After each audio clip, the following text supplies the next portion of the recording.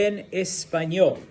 But just to kind of rehash, just to kind of bring out that definition, ¿qué es un verbo? What is a verb?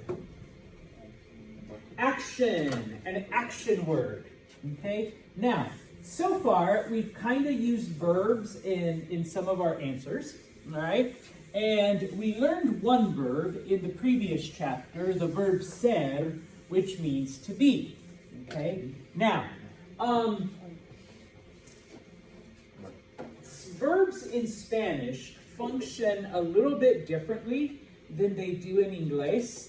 And those of you that have taken Spanish before, or if you've taken another language like French or Italian, I forget what other languages people commented, the grammar principle is the same. So I just ask your indulgence for those people who have either never taken Spanish before or have taken a language that does not have verb conjugations like Chinese or Latin or something like that. But when it comes to Español, in Español, the form of the verb will always change depending on the subject of the sentence. All right? And so in this case, if you recall the previous chapters, yo, tú, él, ella, usted, nosotros, vosotros, ellos, ellas, ustedes. Okay? What does yo mean? I. Okay? When you're talking about yourself. What does tú mean? You. In what context? Informal. Muy bien. And you should remember this. Okay, friends, family, people you know, children, all of that stuff. Okay? What does, and I'm sorry I put it at the end, but what does usted mean? You formal. So older people, people you don't know, people you just met, etc., etc., etc. Okay? What does él with an accent mark mean? He, and ella, she. Okay? These are subject pronouns. Those of you saying him and her, those are direct and indirect object pronouns, which we will study like in chapter 6. Okay? But in this case, it means he and she. And of course, please, please, please remember, what is the difference between él and él? Because there is a significant difference, and we've seen both of them. Él with an accent, he. Él without an accent, the. Okay? He, the. Okay, yeah, you can't say the if you want to be all fancy and British or something like that, but it's the to us Americans. Okay? So, Justin's like, okay, sorry. No, but it rhymes. All right, you're right, it does rhyme. And I apologize, ladies, because this also includes the feminine form, but I'm too lazy. What is nosotros? We, or nosotras. What is vosotros? Y'all. Thank you, Jimmy. And even with the southern accent, yes. Because it's informal, okay? Remember, vosotros is the plural of tú, okay? What is ustedes? You all, muy bien. Whereas this is y'all, this is you all, more formal, okay? You guys are like tag team, muy bien. All right? Ustedes is the plural of usted. Now, out of the 21 Spanish-speaking countries on the planet, what is the only country that uses vosotros? Spain. Spain. Okay, so outside of Spain, or, you know, everywhere in the Americas, ustedes is both formal and informal. But you do have to know the vosotros one, okay? What is ellos? They. What is ellas?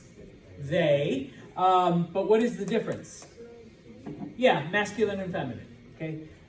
Group of girls versus group of guys or group of everyone's, all right? Now, when it comes to using a verb, all right? In Spanish, there's technically only 3 types of verbs. There are verbs that end in AR, and those are known as AR verbs. There are verbs that end in ER, and those are known as ER verbs. We're not very creative with our names, all right? And there are verbs that end in IR, and we call those IR verbs, okay? All verbs in Spanish end in either AR, ER, or IR, all right? There's nothing, no difference. Okay? I mean, there's nothing beyond that, kind of, sort of, all right? Now, because of the way Spanish is taught, we are only going to focus on AR verbs for this chapter. Next chapter, we will look at ER and IR verbs. The verb hablar means to speak, and I believe it should be on the slide, okay?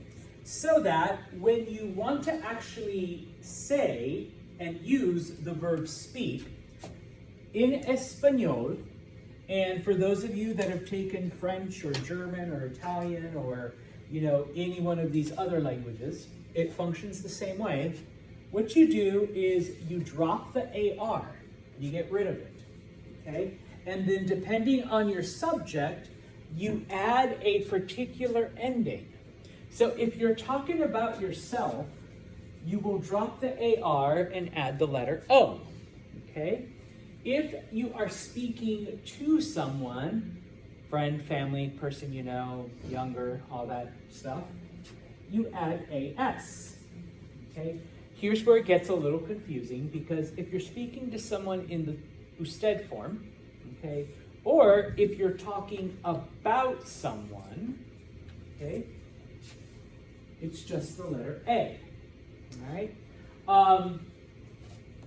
If you're speaking as a group, so it is myself and Aiden, all right, you drop the AR and you add amos. If I'm talking to alls y'alls, I am going to drop the AR and add AIS, okay? If I'm talking to all of you, or if I'm talking about a group of people, okay? So for example, all right, if you want to say, I speak Spanish, all right, your subject is yo, I, okay? The verb is hablar, to speak. But because you're talking about yourself, you drop the AR and you add an O, and it's yo hablo español, okay? I speak Spanish, all right? If Dakota and I are addressing, Anu,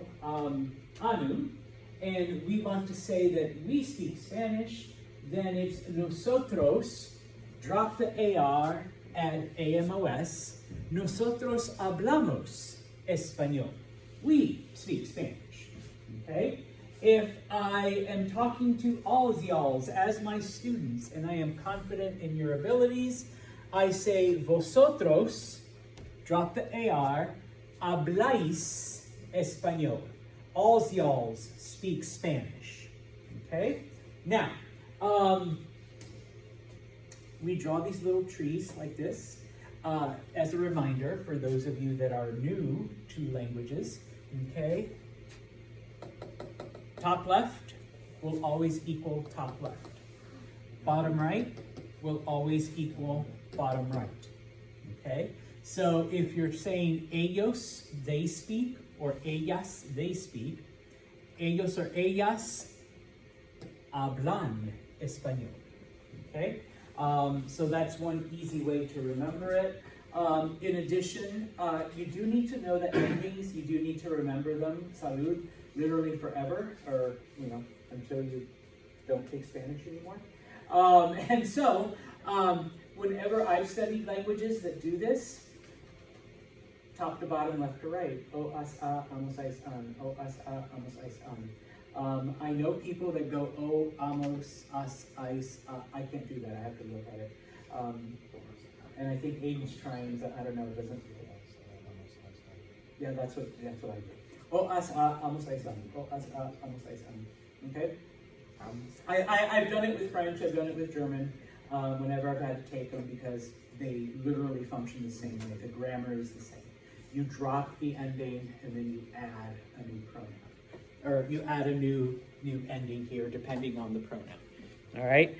And so if you look on page 34, at the very top, everything I just explained, okay, and everything that you see both on the slide and on the board is explained in the top part of page 34 in that gray box, okay?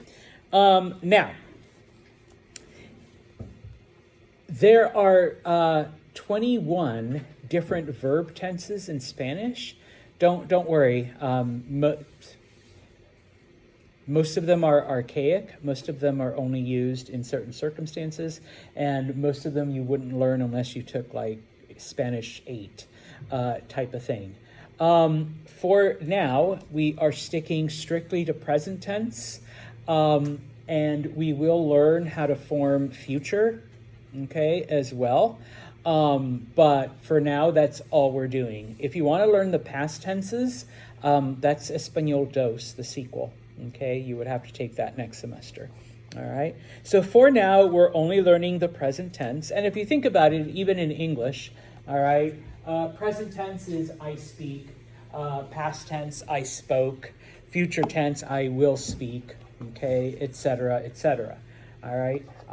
And so for Español, like I said, for now, and this is the bottom half of that gray box, we are going to be doing present tense. So in Español, the present tense is a bit more flexible than it is in English. So we use it for various things, like number one, what people do in general, like right now. Anita studies languages. Anita estudia idioma. Okay? Whereas sometimes in English, we would use what is called the progressive, the ing form. If you say, I'm studying Spanish right now, or I'm taking Spanish. In Español, you can just say, estudio español este semestre.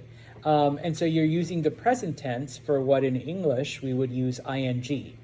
Okay? So you just have to add at the end, this semester. Okay? And it becomes I'm taking or I'm studying. Okay? Number three, we use it to talk about habitual actions. I eat pizza. But if you just throw in the word every day, I eat pizza every day. So you can, create a habitual action. And then finally, I guess I'm giving you like 1/10 of the future here. You can just say, yo hablo, and that just means I speak. But if you add the word mañana, yeah, I'll speak tomorrow, or I'm speaking tomorrow. In English, you can say I speak tomorrow. It's not grammatically correct, but it's understood. But in Español, you could just add like a future point in time, and you literally just made it into the future tense without changing anything. I was going to say, yo hablaré, right? Yeah, but we don't learn the true future for a couple more semesters. So that's where Spanish is a little bit more flexible, especially for people who have never taken it before, because you just have to add like 1 or 2 words and you can actually get by.